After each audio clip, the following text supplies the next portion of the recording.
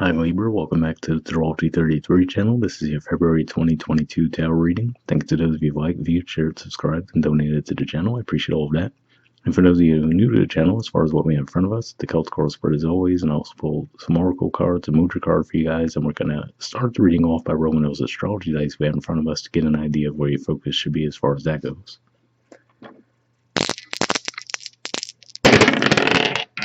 Alright, so we have Capricorn, so that's your fourth house, home, family, motherhood, and what's the other word that's coming to my mind? Yeah, totally out of my brain. But speaking of Capricorn energy, we have the Venus retrograde there. There's going to be Mercury retrograde that starts in, well, pretty much it started right now in Aquarius, but it will move into Capricorn. So makes sense if that's an area of focus for you guys.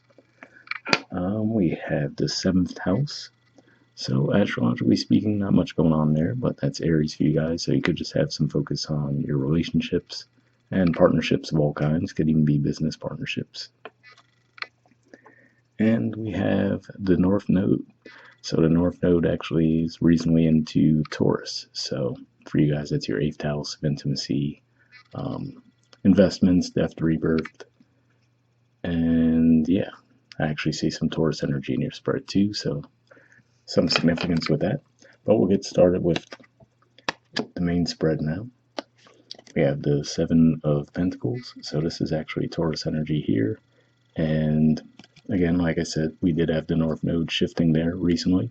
So could just be pointing to that, saying that you might be looking at investments, right? How you invest your time, your money, your energy into situations. Are they still good investments in your mind, right? So for some of you, this could be physical, tangible money, right? As simple as that. Like, oh, okay, maybe I invested in something a while ago. Are the returns still worthwhile or not, right? For others of you, like I said, it could be your energy, where your mind goes around certain situations. Could even be an intimate relationship, right? And you could just be reevaluating, okay, does this still work for me? Now, if we look at his body language, you kind of get the idea that maybe it isn't fitting, right? But one thing that comes to mind with this is also the fact that in addition to the North Node, we have Uranus in the sign of Taurus. So there could be some volatility there when it comes to investments too. So for example, maybe you invested in something and instantly it kind of ballooned a little bit, right? And now it seems to have really slowed down. And you could just be at that point like, do I want to continue to stick with this investment or should I look elsewhere? All right. In the challenger obstacle position, we have the Empress. So usually this can be Libra energy, like you guys, since you're also ruled by Venus, but I usually view this as much more of an earthy energy, so I view this as more of the Taurus side of that Venus energy. So again, we see a connection there with that Seven of Pentacles, right? So this could just be saying that the key might be to be in a bit more of a flow. And that could be the challenge for you guys right now, right? So if you're stuck in a more mundane day-to-day task around something and not seeing the bigger picture, then that might be a sign that maybe it isn't worthwhile, right? So just a super generic example, let's say you have a job where you're working like 16-hour shifts, right? And maybe financially that's a good thing, but then you don't ever have the time to actually get out and enjoy that, right? So if you can't enjoy the fruits of your labor, is it worthwhile to continue to do that? Could just be one of those situations there. And this could just be saying to try to have a bit more receptivity too when it comes to getting ideas around how you could invest your time, your money, your energy. All right, in the foundation position, we have the Six of Cups. So for some of you, this could just be saying that the key to this might be to actually look at something that you used to do when you were a child, right? Reconnecting with what you had a passion for when you were younger. And that might actually hold some of the key as to, okay, this is something I can invest in that can pay me as far as the terms of enjoying myself, but also bring some kind of tangible results from it as well. Given that for you guys, Scorpio energy is your second house. So that could be the key for some of you guys, think about, okay, well, what was I passionate about, right? Because like I said, maybe you just got wrapped up in this career where maybe the dollar sign's looking great, but you might feel like, I just don't have the passion for it anymore, right? So is it worthwhile to continue to put my energy into it? So that could be what this is saying for some of you. For some, you just can be reconnecting with people from your past as well, of course. Like I said, we do have the Venus retrograde, the Mercury retrograde starting, in case you couldn't tell from when I was trying to think of the fourth house energy for a minute. But yeah, so it could just be those transits bringing this energy out too, but definitely looks like there's some kind of reconnection with your past. All right, in the past position, we have the Nine of Pentacles. So this is Virgo energy here. And for some of you, this could just be pointing to a couple things. For some of you, this could be the vision that you might have had around something, right?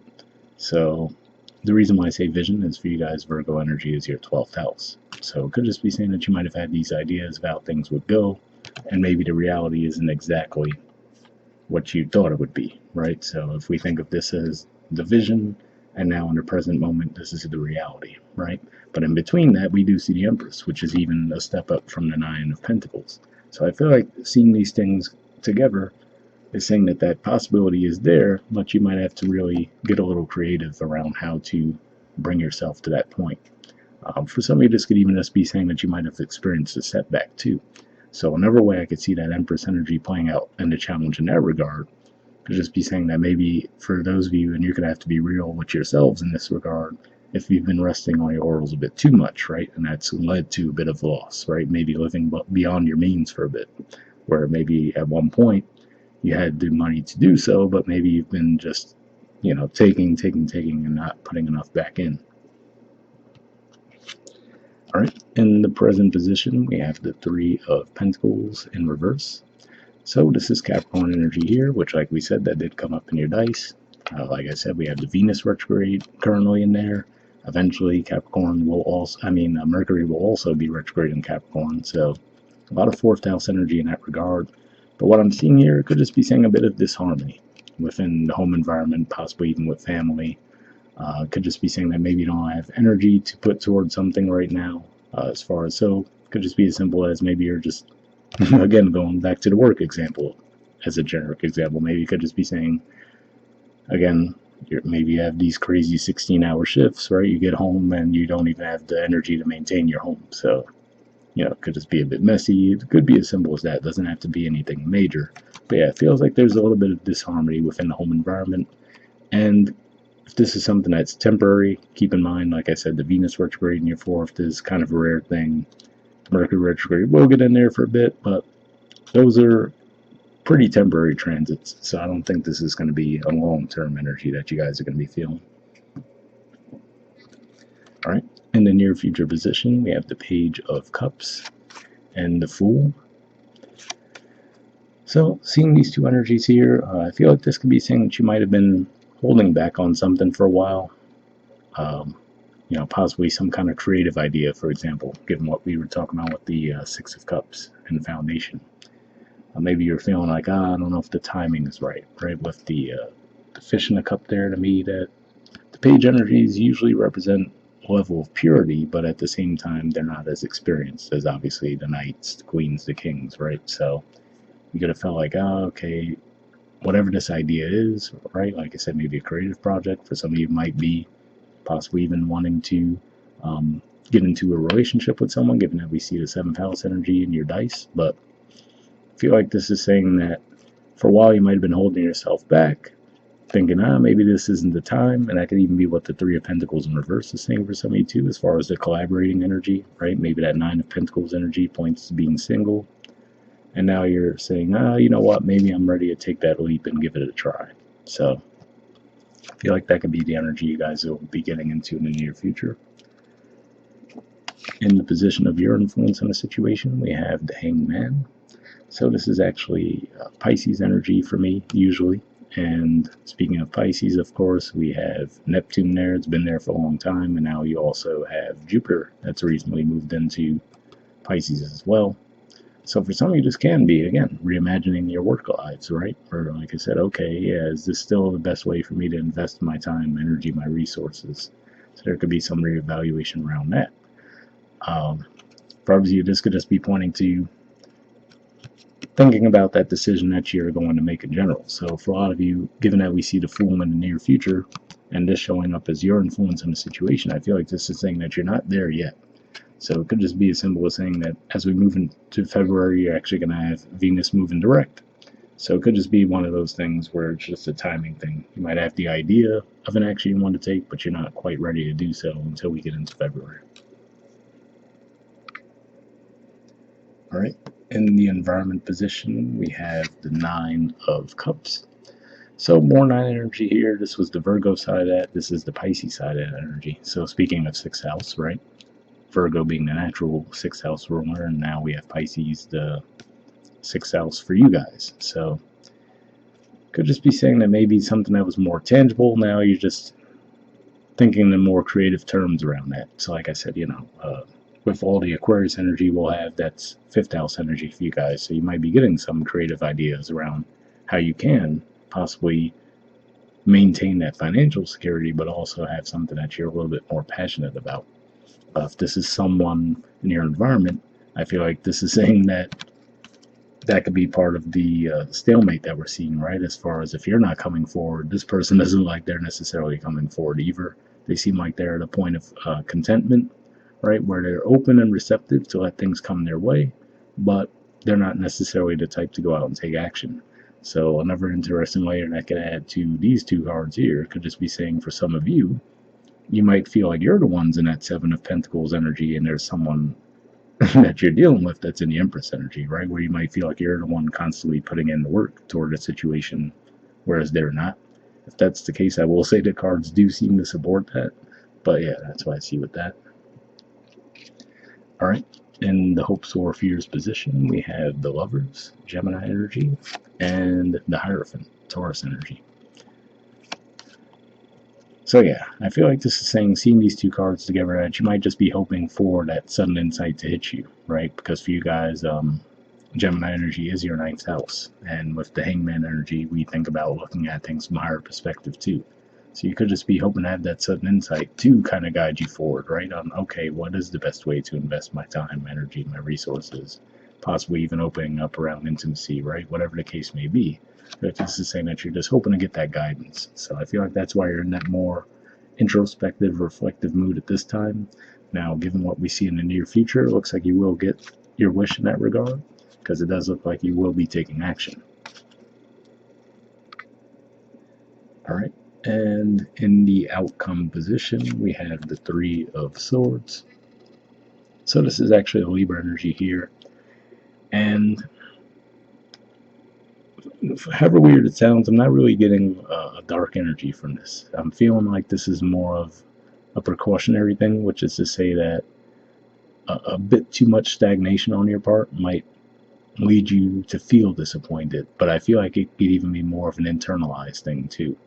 So again, just a super generic example, right? Maybe if you've been working really, really hard, right, there could be some self-criticism around that, right? Like, okay, I put in too much time. Maybe my friendships, my family connections have fallen by the wayside due to that, right? So there could be some guilt around that. Or if you take it to the other extreme, right, where you're not working at all, you could start to criticize yourself over that, right? Like, okay, I let all these opportunities pass me by, right? So I feel like it's saying to try to maintain that balance. You definitely don't want to push yourselves too far to where other areas of your life do fall apart, but you also don't want to necessarily wait for things to fall in your lap either. So, and you guys are Libra, right? Balance is your thing. So if you feel like you're out of balance, I feel like this is just saying, again, just a bit of a warning there to watch out for that. Try not to be on either extreme. All right, and bottom of the deck we have the Three of Wands. So this is Aries energy here. So opposite of the Three of Swords there. So yeah, I feel like this is saying, especially given that we have the Tower beneath that it's definitely good to, well, and it's funny, I was going to say this, and then I see the King of Swords beneath that. I feel like the message here is that it's definitely fine to, and smart to, definitely think things through, right? Especially given all the retrograde energies that we did talk about. But I feel like it's cautioning you to not overthink it, right? To where you get paralysis through analysis, where you're like, okay, you overanalyze the situation and then opportunities might pass you by in the process. So again, like I said, maybe easier said than done, but yeah, it looks like it's just asking you to find a balance where you do want to think things through, but also incorporate some action into that as well. Alright, so moving on to your 4 agreements cards, you actually got 2 that came up. First, you have always do your best. Here we go. And it says take your life and enjoy it. So, reminds me of that Empress energy and also the 9 of Cups, but let's see what it says. Okay. It says you are alive, so take your life and enjoy it. You were born with the right to be happy, to love, and to share your love. Just to be. To take a risk and enjoy your life is all that matters. I mean, hard to argue with that, right? So hopefully that resonates with you guys. And next we have don't take anything personally. There we go. And it says release self-judgment. That makes me think of what we were talking about with the 3 of Swords there, but let's see. Okay. It says, even the opinions you have about yourself are not necessarily true. Therefore, you don't need to take whatever you hear in your own mind. So, excuse me. You don't need to take whatever you hear in your own mind personally. Sorry about that. Had the camera in the way. But yeah.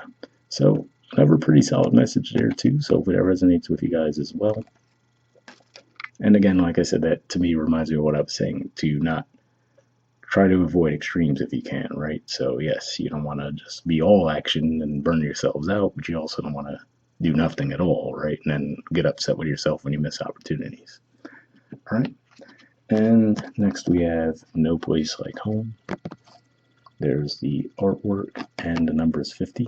So interesting that this comes up when we see that 3 of Pentacles in reverse in the present. So hopefully you can get some insight around that if there is some kind of disharmony in your home environment or family environment.